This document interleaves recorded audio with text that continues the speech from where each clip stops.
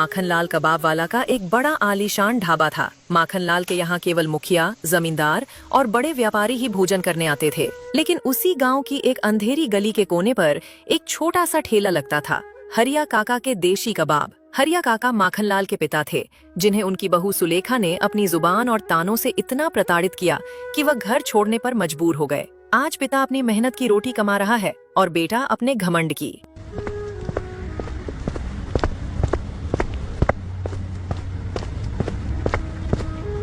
बापू, ये भीड़ देख रहे हो? ये मेरी बेइज्जती का तमाशा है। आखिर ये तमाशा आप कब बंद करेंगे? बेइज्जती नहीं बेटा, ये उन लोगों का भरोसा है जो सच पहचानते हैं। तू अपनी फिक्र कर। काका, नाक पे रुमाल रखना पड़ रहा है यहाँ। आपकी इस गंदी दुकान ने हमारी हवेली की साख मिट्टी में मिला दी है। बहू, साख महलों से नहीं, चरित्र से बनती है। इस ठेले की धूल तेरी हवेली के पेंट से ज्यादा साफ है। लोग हंसते हैं मुझ पर, कहते करोड़पति का बाप सड़क पर कोयला फूकता है। क्या कमी छोड़ी थी मैंने? कमी तूने नहीं, तेरी नीयत ने छोड़ी है। तूने बाप को घर में नहीं, कोने में जगह दी थी। जगह तो दी थी ना। अब यहाँ सड़क पर खड़ा होकर सहानुभूति बटोरना बंद कीजिए और घर चलिए। सहानुभूति नहीं, ये मेरी मेहनत की कमाई है। जो सुकून यहाँ है वो तेरे उस बंद कमरे में नहीं। बापू, जिद छोड़िए, मैं आपको इससे दुगना पैसा दूंगा। बस ये ठेला यहां से हटा लीजिए, मेरी साख का सवाल है। पैसा तू दे देगा माखन, पर वो बरकत कहां से लाएगा जो इस धुएं और मेहनत के पसीने में है? बरकत की बातें छोड़िए, हमारे पास चांदी की थालियां हैं। इन मजदूरों के दोने आपके स्टेटस को शोभा नहीं देते। चांदी की थाली में घमंड परोसा जाता है सुलेखा, और मेरे इन दोनों में प्यार। फर्क तो रहेगा ही। मैंने हुनर आपसे ही लिया है, पर उसे व्यापार बनाया है। आपकी ये पुरानी सोच अब काम नहीं आएगी। तूने नुस्खा तो ले लिया माखन, पर वो रूह नहीं ला पाया। जिस दिन घमंड चढ़ेगा, स्वाद बिगड़ जाएगा। चलिए माखन, इन्हें इसी कीचड़ ने सड़ने दीजिए। इन्हें हमारी रईसी की चमक कभी समझ नहीं आएगी। जाओ बहू, अपनी चमक संभालो। याद रखना, मिट्टी से ही स्वाद आता है और अंत में मिट्टी ही सत्य है। इतनी बात कर वे दोनों वहां से चले गए।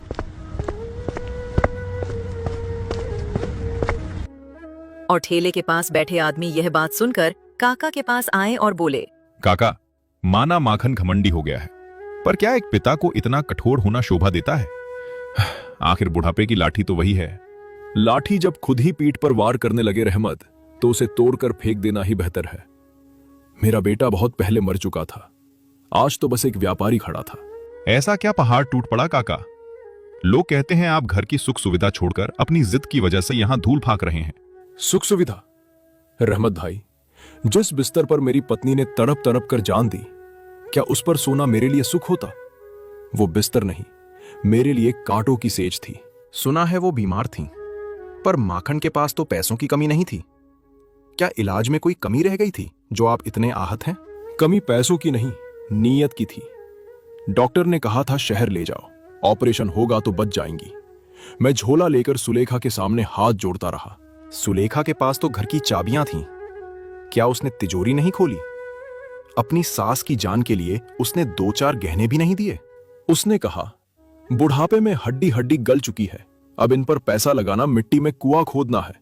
उसने जीते जी अपनी सास को मरा हुआ घोषित कर दिया था। राम राम, इतनी भयानक सोच। पर माखन कहा था, क्या उसने अपनी पत्नी को डांटा नहीं? क्या उसे अपनी मां की ममता याद नहीं आई? माखन उस वक्त अपनी नई दुकान के झूमरों के दाम तय कर रहा था। जब मैंने उससे कहा तो उसने मुंह फेर लिया और बोला, सुलेखा सही कह रही है बापू, फालतू का खर्चा मत बढ़ाइए। ये तो जीते जी मां का गला घोटने जैसा हुआ।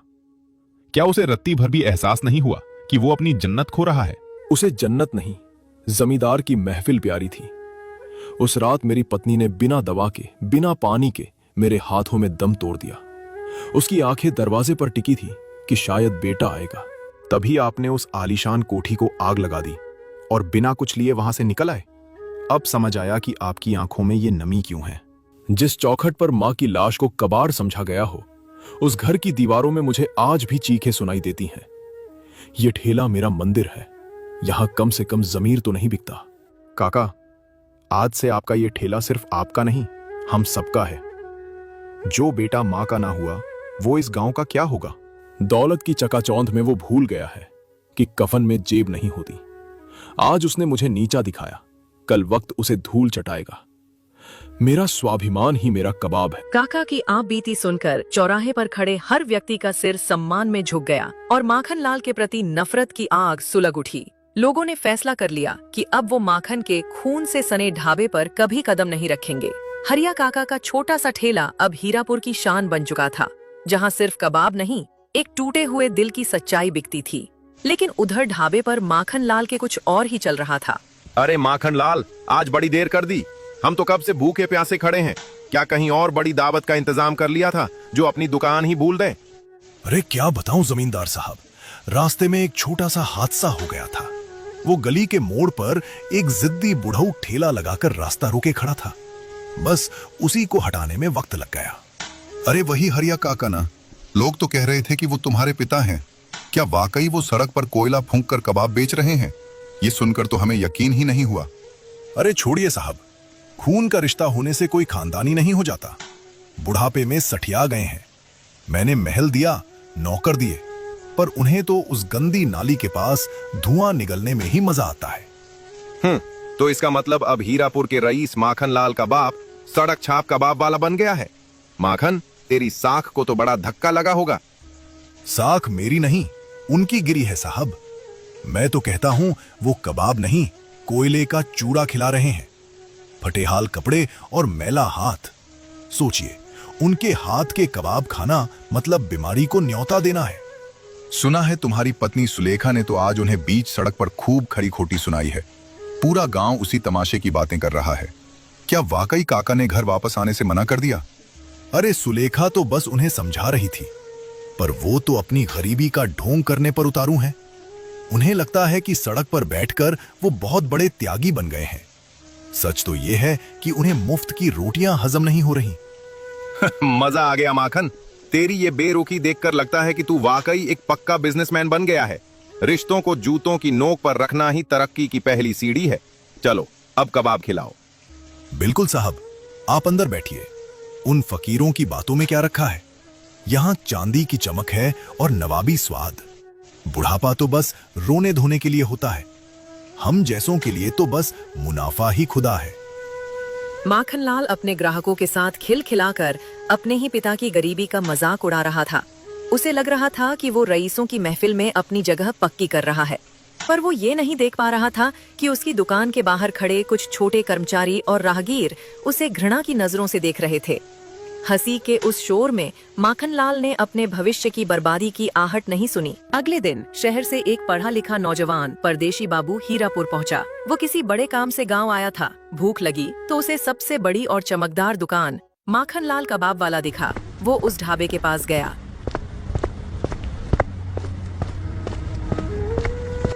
भाई साहब, एक प्लेट कबाब लगा दो, बहुत जोरों से भूख लगी है।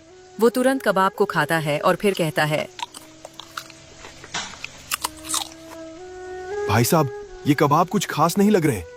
मसाला तो बहुत है, पर वो स्वाद नहीं आ रहा जिसकी उम्मीद में मैं यहाँ रुका था। साहब, आप शहर से आए हैं शायद। ये हीरापुर का सबसे महंगा और बेहतरीन ढाबा है। यहाँ स्वाद से ज्यादा हमारी साख और सफाई के चर्चे होते हैं। साख अपनी जगह है, पर खाने में जान होनी चाहिए। खैर, ये लीजिए बिल के पैसे। पर भाई साहब, 4 कबाब के 100 रुपए, ये तो बहुत ज्यादा है।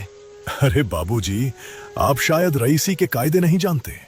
यहाँ एसी की हवा है, साफ मेज है और चांदी जैसी चमक वाली प्लेटें। इन सब का पैसा तो लगेगा ही ना। सफाई अच्छी बात है, पर पेट तो स्वाद से भरता है, सजावट से नहीं। आपके दाम आपके काम से मेल नहीं खाते। सुनिए बाबूजी, अगर आपको सस्ता और 2 कौड़ी का खाना खाना है तो सीधा चौराहे पर चले जाइए। वहां मेरा बाप एक गंदा सा ठेला लगाता है। आपके पिता वो ठेला लगाते हैं, पर आप तो यहाँ इतनी बड़ी दुकान चला रहे हैं। अरे वही तो, बुढ़ापे में सठिया गए हैं। गंदे हाथों से कबाब बनाते हैं, कोयले की राख उड़ती है। वहां आपको कचरे के भाव में कबाब मिल जाएंगे। मजे लेने हैं तो वहीं जाइए। आप अपने ही पिता के बारे में ऐसी बातें कर रहे हैं, और वो भी एक अजनबी के सामने। ये सुनकर मुझे स्वाद से ज्यादा आपकी सोच पर ताज्जुब हो रहा है। अरे साहब, बिजनेस में कोई बाप बेटा नहीं होता। वो सड़क छाप हैं और मैं ब्रांड। आपको क्वालिटी चाहिए तो यहां रुकिए। वरना उस धूल भरी दुकान पर जाकर अपनी तबीयत खराब कीजिए। परदेशी बाबू ने माखनलाल को एक अजीब नजर से देखा। इतनी बात कर वो परदेशी बाबू वहाँ से तुरंत हट जाता है और गांव की तरफ निकल पड़ता है। उस ठेले की तलाश में वो ढूंढते ढूंढते आखिरकार वहाँ पहुँच ही जाता है। काका, एक प्लेट कबाब लगाइए। सुना है आपके हाथ के स्वाद की चर्चा पूरे गांव में है। जरूर बेटा, बैठो। यहाँ नवाबों जैसा आराम तो नहीं, पर रोटी और रूह को सुकून देने वाला स्वाद जरूर मिलेगा। पहला निवाला खाते ही आंखों में चमक आ गई।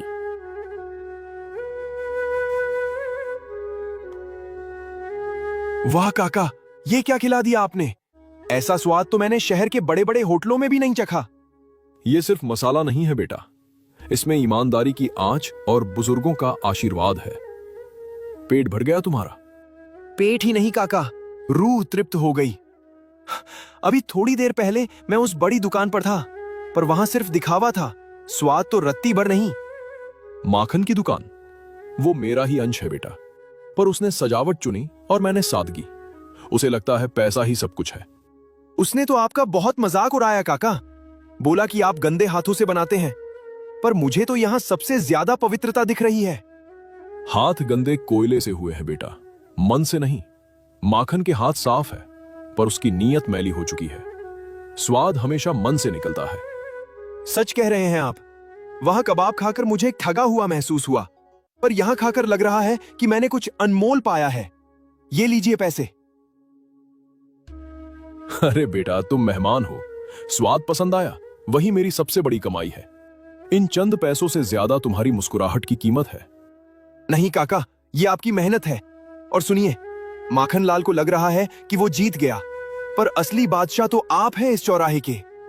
बादशाहत भगवान की है बेटा, मैं तो बस अपनी पत्नी को दी हुई जुबान निभा रहा हूं कि मेहनत की खाऊंगा, चाहे वो धूल में ही क्यों ना मिले। परदेशी बाबू हरिया काका के कबाब खाकर आगे बढ़े और गांव की एक शांत गली में एक बुजुर्ग को बैठे देखा। मदन के मन में यादों का सैलाब उमड़ रहा था। वो उनके पास गया और बड़ी विनम्रता से एक सवाल पूछा। राम राम काका, क्या आप मुझे बता सकते हैं कि हरिया काका का घर कहाँ है? मैं उनकी बेटी माया का बेटा हूँ। क्या तू माया का बेटा है? अरे तू मदन है क्या? वही छोटा मदन जिसे लेकर माया 20 साल पहले शहर गई थी? हाँ काका, मैं वही मदन हूँ। माँ के गुजरने के बाद आज पहली बार अपने नाना के गांव आया हूँ। माँ अक्सर यहाँ की बातें किया करती थी। अरे बेटा, 20 साल बाद नाना की याद आई? बड़ा दुख हुआ सुनकर कि माया अब नहीं रही। चल, मैं तुझे हरिया काका की चौखट तक छोड़ आता हूँ। काका, नाना का घर तो बहुत बड़ा और सुंदर होगा ना? जैसा माँ ने बताया था कि उनके भाई माखन ने बहुत तरक्की कर ली है। बेटा, माखन ने महल तो बना लिया, पर हरिया काका वहां नहीं रहते। चल, तुझे उनके असली घर ले चलता हूँ, जहां दरवाजे भी नहीं बचे। दरवाजे नहीं है? ऐसा क्यों काका? क्या नाना इतने गरीब हो गए कि घर की मरम्मत भी नहीं करा सके? ये गरीबी नहीं बेटा, ये माखन और उसकी बहू का सितम है। उन्होंने काका को इस हाल में ला दिया कि वो आज एक टूटे खंडहर में रहते हैं। बिना दरवाजे का घर? इसका मतलब नाना वहां सुरक्षित भी नहीं होंगे। वो अकेले वहां कैसे रहते हैं काका? वो काका मदन को उसके नाना के घर छोड़ दिया। वो घर के अंदर गया और बिस्तर पर बैठ गया और अपने नाना का इंतजार करने लगा। कुछ देर बाद शाम हो गई। हरिया काका घर आए। उस परदेशी बाबू को देखकर चौंक गए और मदन उस ठेले वाले काका को देखकर चौंक गया। दोनों कुछ समझ ही नहीं पाए। अरे, आप तो वही परदेशी बाबू है ना जो दोपहर में मेरे ठेले पर आए थे? आप यहाँ इस वीरान खंडहर में क्या कर रहे हैं? काका, आप यहाँ कैसे? मुझे तो किसी ने बताया था कि ये मेरे नाना हरिया का घर है। मैं उन्हीं का इंतजार कर रहा हूँ। बेटा, शायद तुम्हें किसी ने गलत पता दे दिया। इस बदहाल घर में हरिया के नाम पर बस मैं ही रहता हूं। पर तुम कौन हो?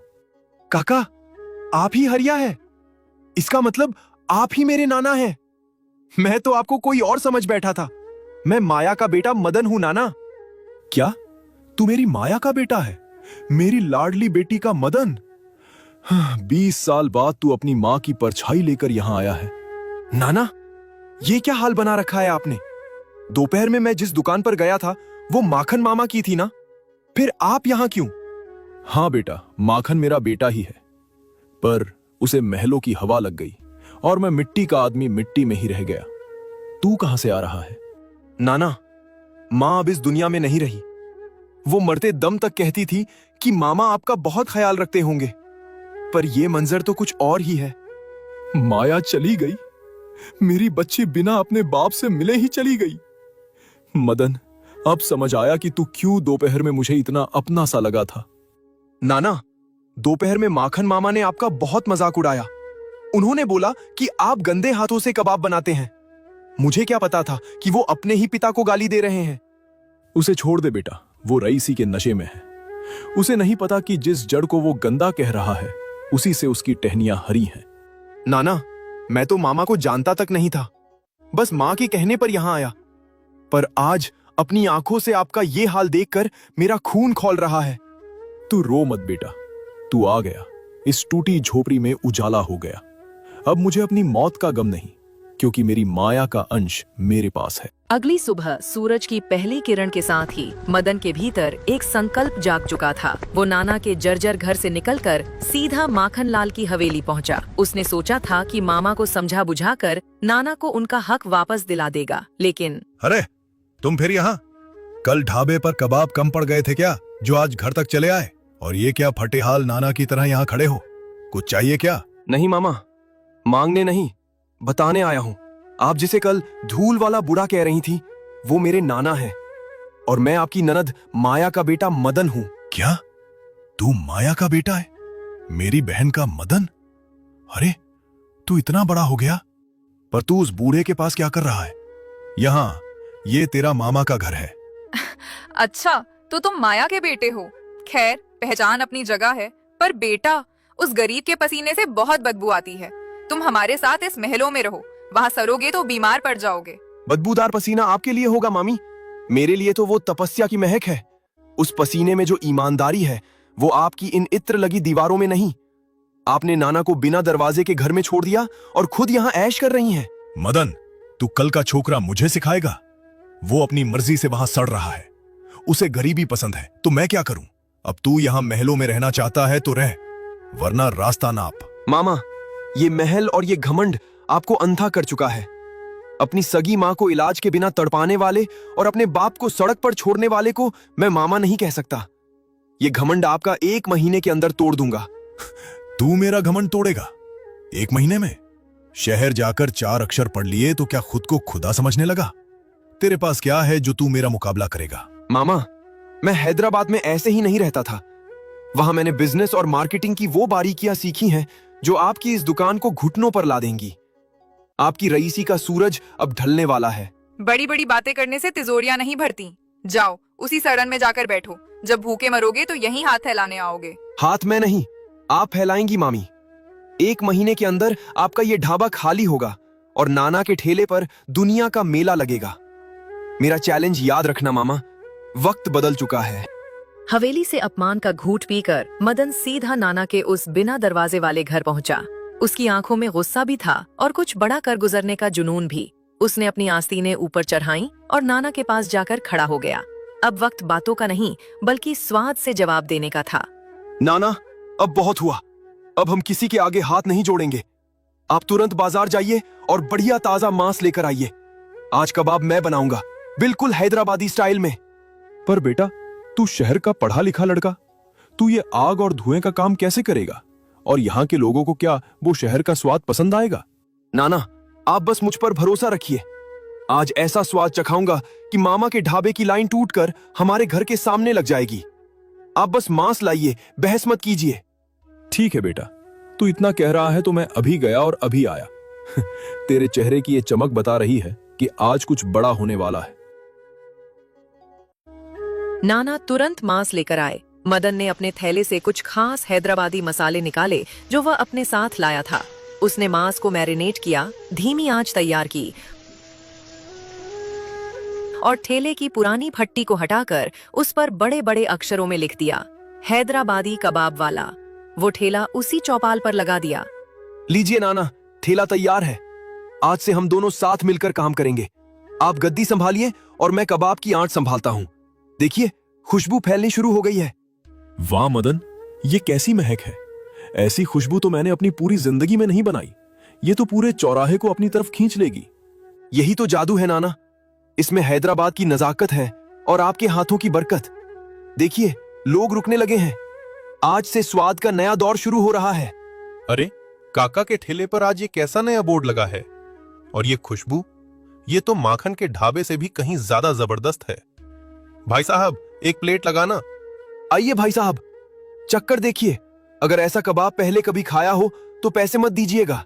ये है असली हैदराबादी जायका। आज मेरा नाती मेरे साथ खड़ा है। अब न धूल की फिक्र है न धुएं की। आज उस ठेले का भाग्य बदलने वाला है। हैदराबादी कबाब वाला के सामने भीड़ जुटने लगी। मदन की फुर्ती और उस अनोखे स्वाद ने जादू कर दिया था। लोग प्लेटें चाट रहे थे और माखन लाल के ढाबे की तरफ मुड़कर भी नहीं देख रहे थे। नाना की आंखों में खुशी के आंसू थे, क्योंकि आज उनके अपमान का जवाब उनके अपने खून ने उसी के हुनर से देना शुरू कर दिया था। सूरज ढलते ही चौराहे का मंजर पूरी तरह बदल गया। मदन की जादूगरी और उन हैदराबादी मसालों की महक ने पूरे हीरापुर में खलबली मचा दी थी। जो लोग अब तक दूरी बनाए हुए थे वे खिंचे चले आए। और तभी कुछ ऐसा हुआ जिसकी कल्पना भी हरिया काका ने कभी नहीं की थी। हरिया काका, पूरे गांव में बस तुम्हारे इस नए कबाब की चर्चा है। हवा में ऐसी